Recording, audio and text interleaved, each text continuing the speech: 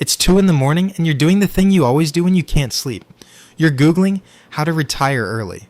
You've done this before, you'll probably do it again next month. Something about the phrase feels both completely out of reach and strangely urgent at the same time. But here's what almost nobody explains before you fall down this rabbit hole. Retiring early isn't one goal, it's at least 6 different ones, wearing the same name, and most people spend years chasing the wrong version without ever realizing there were others. Let's start with the math, because everything else in this video sits on top of it. In 1994, a financial advisor named William Bengen published research that would eventually become the backbone of the entire early retirement movement, though he had no idea that's what he was building at the time. Bengen was trying to answer a simple question. If you retire with a certain amount of savings, how much can you withdraw every year without running out of money before you die? Using historical market data going back decades, he found that withdrawing 4% of your portfolio in the first year of retirement, then adjusting that amount for inflation every year after, allowed a portfolio to survive almost every historical 30-year period, even through market crashes and recessions. This became known as the 4% rule, and a few years later, a separate group of professors at Trinity University ran their own version of the same analysis, confirming Bengen's findings with even more data. Together, this research quietly became the mathematical foundation for an entire subculture of people trying to leave the workforce decades before everyone else. Here's what that math actually means in practice. If you can live on $40,000 a year and you save up 25 times that amount, $1 million, the 4% rule says you can theoretically withdraw from that portfolio indefinitely without running out. 25 times your annual expenses, that number becomes the target. And once people understood that target, they started finding wildly different paths to reach it. This is where the 6 strategies come in, and each one answers a slightly different question about what you actually want your life to look like once you get there. Traditional FIRE, Financial Independence Retire Early, is the purest version of the 4% rule. You calculate your annual expenses, multiply by 25, and you don't stop working until that number is fully invested. Once it is, you're done. Completely. No more paycheck, no more job, living entirely off withdrawals from your portfolio for the rest of your life. This is the version most people picture when they hear the term, and it's also, for most people, the hardest one to reach, because it requires either an unusually high income, an unusually low cost of living, or both, sustained for years. FIRE takes the same math and applies it differently.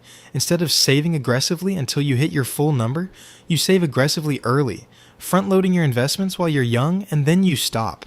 Not stop working entirely. Stop saving for retirement specifically. The idea is that if you've invested enough early enough, compound growth alone, without another dollar added, will eventually grow that money into your full retirement number by the time you actually want to stop working. Once you hit your coast number, you only need to earn enough to cover your current living expenses. The retirement savings takes care of itself in the background, compounding quietly while you work a job that covers today's bills instead of tomorrow's number. Barista FIRE sits in a similar emotional space but solves a different practical problem. The name comes from the idea of working part-time, often specifically for the health insurance benefits. A part-time job might provide, while your investments cover the rest of your expenses. You're not fully retired. You're not working full-time either. You've built enough of a portfolio that a smaller, more flexible job fills the remaining gap, often trading a full paycheck for freedom, flexibility, and benefits you'd otherwise have to pay for entirely out of pocket. FIRE flips the entire equation toward abundance instead of minimalism. Where traditional FIRE often requires living relatively frugally to hit a lower target number faster, FIRE assumes you want to maintain, or even upgrade, a comfortable, unrestricted lifestyle in retirement. That means a much larger target number, since 25 times a lavish annual budget is a significantly bigger mountain to climb than 25 times a modest one. FIRE isn't about retiring early and living small. It's about retiring early and living exactly how you already live, or better, without ever touching a paycheck again. Real Estate FIRE steps outside the stock market entirely and replaces the 4% withdrawal model with rental income. Instead of building a portfolio you slowly draw down over decades, you build a collection of properties that generate consistent monthly cash flow, ideally enough to cover your living expenses without ever selling the underlying asset. The appeal here is psychological as much as financial. Many people find it easier to trust a tenant's monthly rent check than to trust a stock market that can drop 30% in a bad year. The trade-off is added complexity, maintenance, and far less liquidity than a stock portfolio. But for people who prefer tangible assets over ticking numbers on a screen, it becomes its own distinct path to the same destination. Expat FIRE takes a completely different variable and pulls it in the opposite direction. Instead of increasing income or decreasing expenses in place, it changes the location entirely. If your target retirement number is based on 25 times your annual expenses, and your annual expenses drop dramatically by moving somewhere with a significantly lower cost of living, your entire retirement number drops along with it.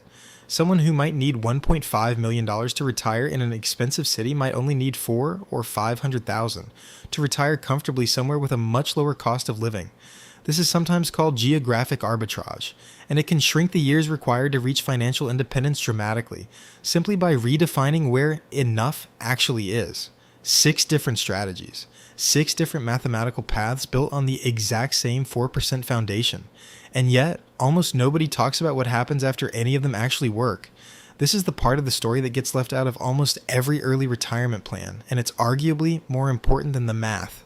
Gerontologist Robert Atchley spent decades studying what actually happens to people psychologically after they retire, and his research describes a pattern that shows up again and again, regardless of income level. There's an initial honeymoon phase, often lasting months, filled with relief, freedom, and the sheer novelty of unstructured time. Then, for many people, something Atchley called the disenchantment phase follows. The excitement fades. The structure that a job quietly provided, the sense of purpose, the daily rhythm, the social connection, the identity wrapped up in what you do for a living, all of it disappears at once, and it turns out that money alone rarely replaces it. This matters enormously for anyone chasing any version of FIRE, because the entire movement is built around a number, and almost none of it is built around what comes after the number is reached. People who spend a decade optimizing spreadsheets and withdrawal rates often spend zero time thinking about who they'll be once the job that structured their identity disappears completely. This is why some early retirees, months or years into their supposed freedom, quietly go back to work. Not because they ran out of money, but because they ran out of a reason to get up in the morning. The strategies that tend to sidestep this problem most successfully aren't accidentally the ones that keep some form of structured activity in the picture. Barista FIRE keeps a job, even a small one. Real estate FIRE keeps ongoing management and decision making. Coast FIRE keeps you working, just without the pressure. Traditional FIRE and Fat FIRE, the versions that remove work most completely, are also the versions where Atchley's disenchantment phase tends to hit hardest, precisely because there's nothing left structuring the day once the number has been hit. None of this means the math is wrong, or that early retirement isn't worth pursuing. It means the 4% rule answers the question of how much money you need.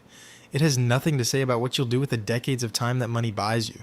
That's a completely separate question, and it's one almost nobody researches with the same intensity they apply to their withdrawal rate.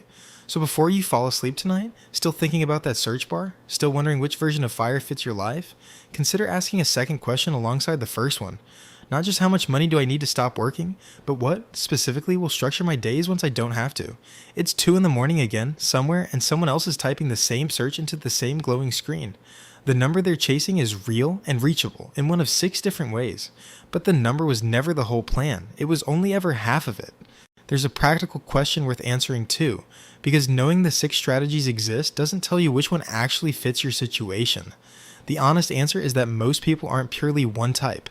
They start in one lane and drift into another as their circumstances change, and understanding the decision points along the way matters more than picking a single label and forcing your entire life to match it.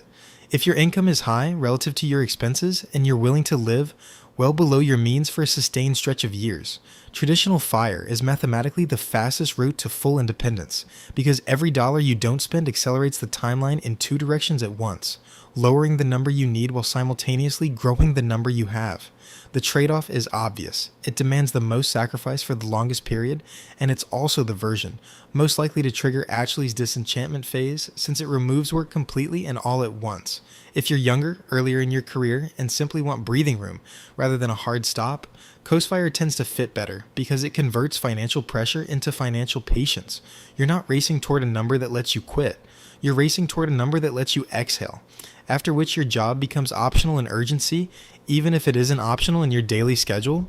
This is often the best fit for people who don't actually hate their work. They just hate feeling financially trapped in it.